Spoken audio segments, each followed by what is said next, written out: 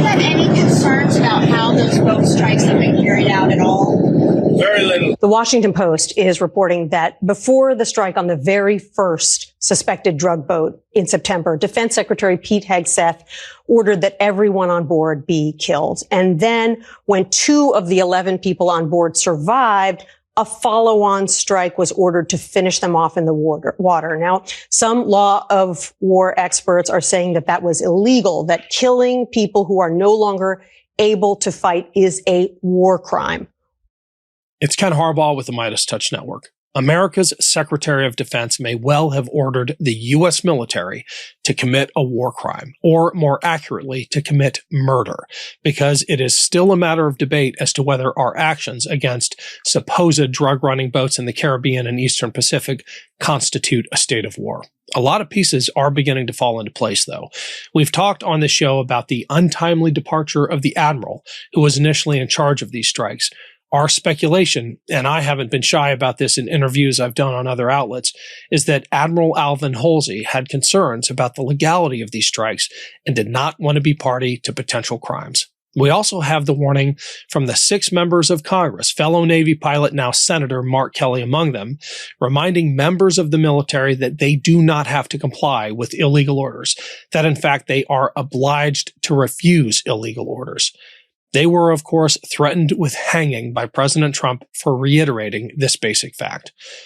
Now, that reminder was either ridiculously well-timed or those 6 members of Congress had an uncanny intuition about Secretary Hegseth and his cavalier attitude towards DoD regulations and the laws of war.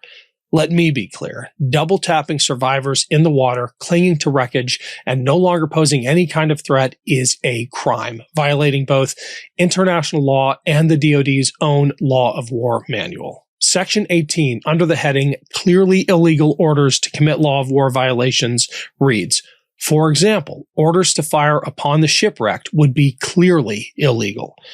Pete Hegseth so far seems not to understand the situation he's in.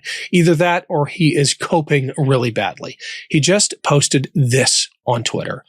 For what it's worth, almost nobody in the military thinks this kind of thing is funny or cool.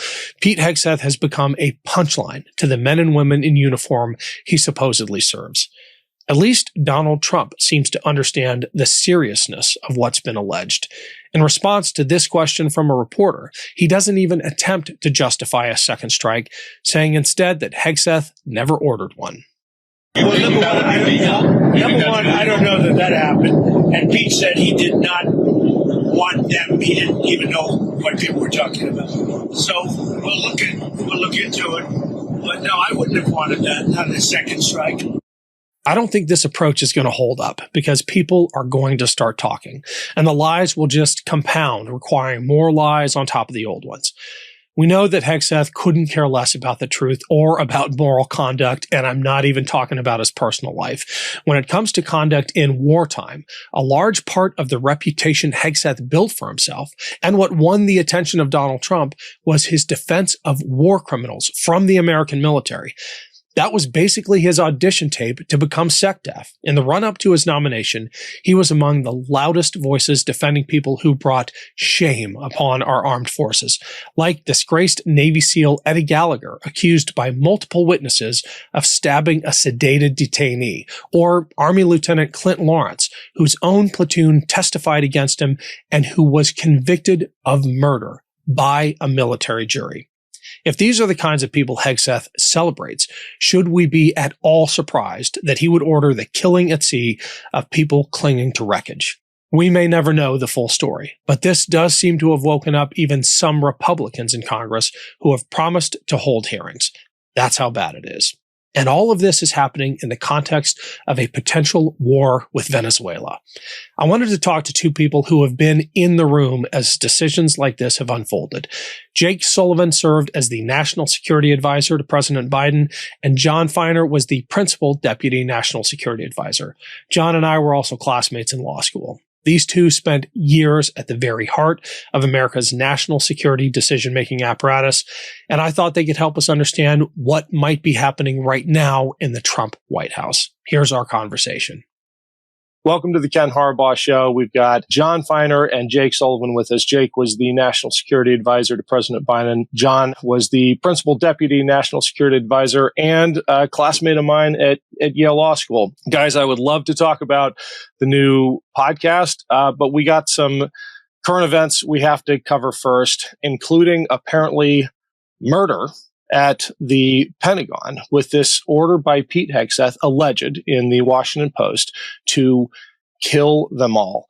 John, let me start with you. I mean, your background is in reporting, and I've got to believe that there is a real tension in both of your roles when you were at the White House between secrecy and not wanting the bad guys to know everything that we're doing, and the requirement for congressional oversight, and then the ideal of an informed public.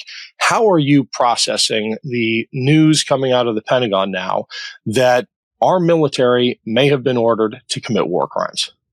Yeah, look, obviously there's an operational imperative to have secrecy when you're conducting military operations, but one place where you generally do not want secrecy is when you're making clear that there is a legal basis under which you're proceeding to take the most serious action that an administration can take, which is the use of force in a conflict situation.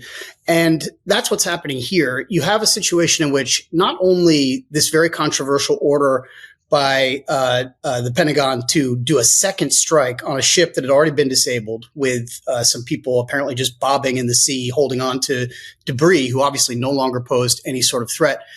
But even the underlying basis for the initial military action itself against people who are running drugs, who are not themselves posing an imminent threat of an attack against the United States, which is usually the standard that you hold yourself to when you're contemplating taking military action. None of that has been made clear by the administration in terms of why they believe it's justified, why they believe it's legally authorized. And so you've had, Democrats, I think, raising questions about this for quite some time. And what's most interesting in the last couple of days is you're now seeing, as you mentioned, Republicans, including Chairman Wicker of the Armed Services Committee, starting to say we need clarity as to what exactly you are asking our service members to do and why you believe it is legally justified. And that is new in this administration, and I think quite important.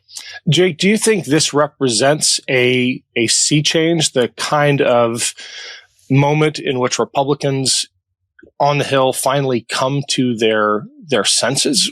You have, as John said, Chairman Wicker and now others saying we need some oversight. I mean, it's been decades since Congress decided to surrender all of those Article 1 powers to the executive. But I don't know whether it's the reality of an increasingly lame duck presidency of Donald Trump, or finally a moral line being crossed with these orders for strikes in the Caribbean and the Eastern Pacific. It feels like something new coming out of Congress now with these demands for oversight. Well, it's definitely something new. You've got guys, as John said, like Roger Wicker, the chairman of the Senate Armed Services Committee, Republican, deep red Republican from Mississippi, saying, hey, I'm not going to just take this lying down. I'm going to look into this. And I think part of it is just how shocking, alarming, disturbing the story in the Washington Post is. We don't know, they got to do the investigation, but it's not just that it's a shocking allegation. It's that it's consistent with a lot of what we know about the Secretary of Defense. And it's consistent with this broader pattern that John was just mentioning of not being particularly faithful to the idea that you've got to lay out a legal basis for the American people to see. Do I think it's a sea change, though? Do I think this is kind of the beginning of a whole new approach by members of Congress when it comes to Donald Trump, either generally or specifically with respect to the issue of war powers? Time will tell on that. I think this one's just so extreme that they felt they had no choice but to do something for their own conscience, potentially for their own sense of what the American public would tolerate. But whether it builds into something more as we go forward, that's something for us to watch for. I think Donald Trump still has quite a hold on the Republican Party, including Republican members of the House and Senate who have not showed a particular spine. And, I'm in a little bit of a I'll believe it when I see it mode here. Last minute shopping during the holidays is the worst. You're running out of ideas, the stores are packed, and forget about finding parking. Aura Frames is the best last minute solution, a gift that actually feels thoughtful and personal. I'm one of those people who struggles with ideas for what to get my wife and family. I want something meaningful, something that doesn't feel rushed, and honestly, that pressure usually makes me procrastinate. Aura Frames, in my opinion, is the single best gift for that. Here's why. Aura Frames lets you share photos or videos from any device, and they instantly appear on the frame, wherever it is in the world, at your home, your office, or someone's home across the country or across the world. The frames are gorgeous. They display photos in true color, and they automatically adjust to the light in the room. When you turn out the lights at night, the frame turns off too, saving energy and letting you sleep. And the setup, about 2 minutes. Download the Aura app, connect to Wi-Fi, and you're done. Preload your photos before it ships. Add a message before your gift arrives. Keep adding new photos and videos anytime from anywhere. Every frame comes in a premium gift box with no price tag, truly ready to wrap and give. You can't wrap togetherness, but you can frame it. For a limited time, save on the perfect gift by visiting auraframes.com to get $35 off Aura's best-selling Carver mat frames, named #1 by Wirecutter, by using promo code KEN at checkout. That's auraframes.com, promo code KEN. This deal is exclusive to listeners, and frames sell out fast, so order yours now to get it in time for the holidays. Support the show by mentioning us at checkout. Terms and conditions apply. Hey everyone, quick break to tee up a trailer for a new show that I have been dying to tell you about. Chris Goldsmith, audience favorite here, is launching his own podcast. Enjoy. This is On Offense, and I'm Chris Goldsmith, combat vet, anti-fascist investigator, and founder of Task Force Butler and Veterans Fighting Fascism. I've spent years infiltrating extremist movements, exposing fascist street gangs, and organizing other veterans to stand up for democracy. And now, we're living in a reality where those same far-right maniacs are getting embedded throughout our federal government. That's why I'm bringing my work here. Raw, direct, unfiltered. Every week on Offense, I'll break down what's happening behind the closed doors of hate groups, how extremist groups are getting closer to real political power, and what it's going to take to stop the next wave of political violence. You'll hear from organizers on the front lines and from veterans who know what real service to country looks like. On Offense is for anyone who's ready to fight for democracy. Subscribe now wherever you get your podcasts. And if you want to watch our videos, make sure you're following Valor Media Network on YouTube. America's in a fight for its future. Let's go on offense.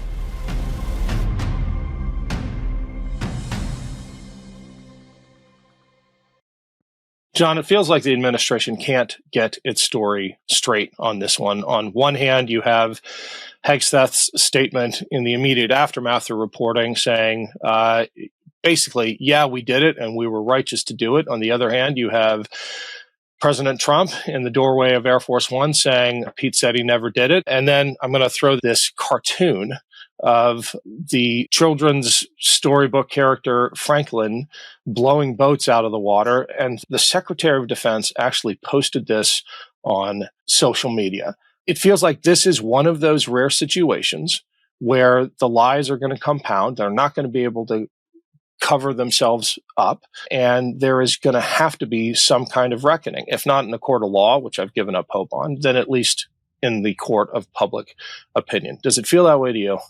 Well, look, leaving aside the literally cartoonish nature of some of this conduct, as you mentioned, I mean, one of the things that seems quite clear, putting on for a second my old journalistic hat, which I admit I've not worn in quite some time, the lack of a very clear, forceful denial of this is itself, I think, quite telling. And they may get around to a clear, forceful denial, but the fact that they've sort of dithered for several days, maybe suggesting it's true, maybe suggesting it's not all true. The president came out and said, well, I don't really know what's happened, but I believe, what Pete Hegseth said.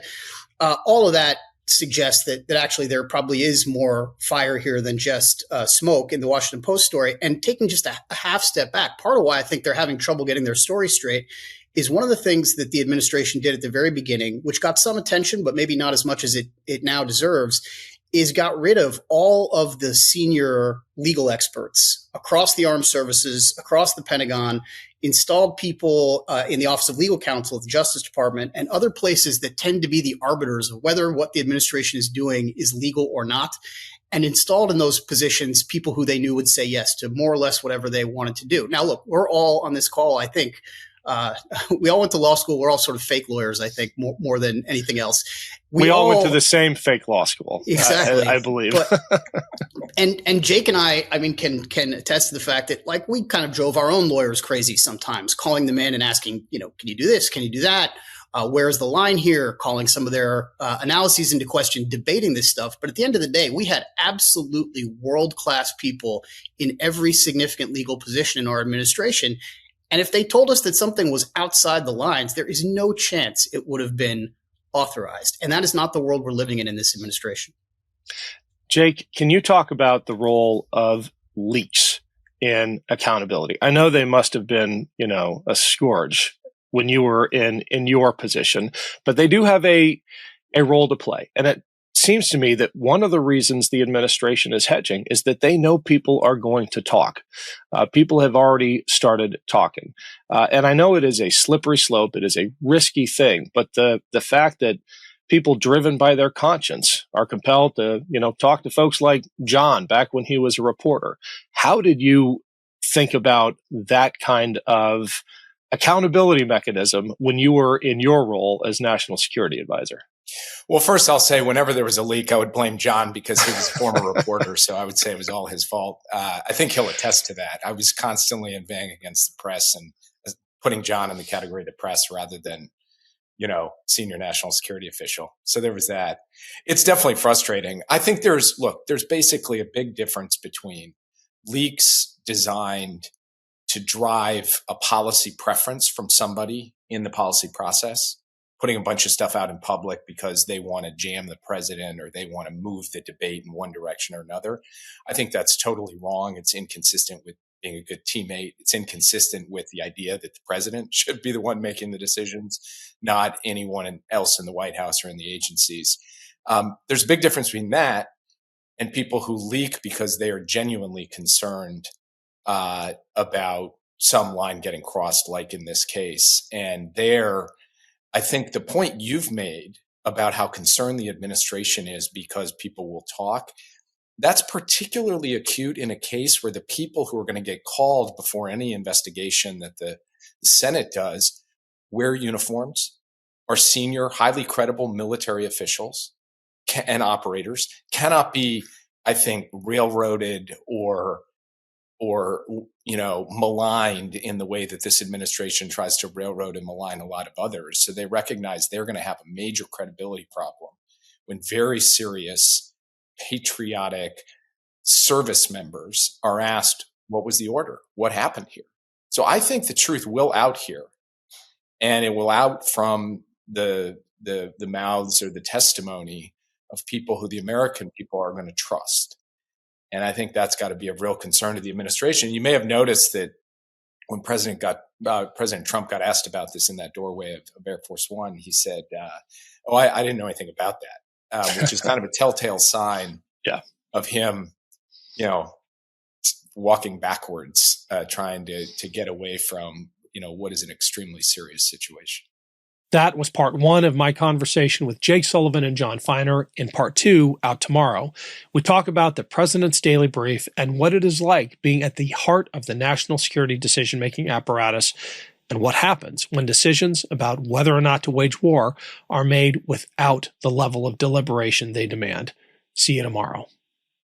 Love this video? Support independent media and unlock exclusive content, ad-free videos, and custom emojis by becoming a paid member of our YouTube channel today. You can also gift memberships to others. Let's keep growing together.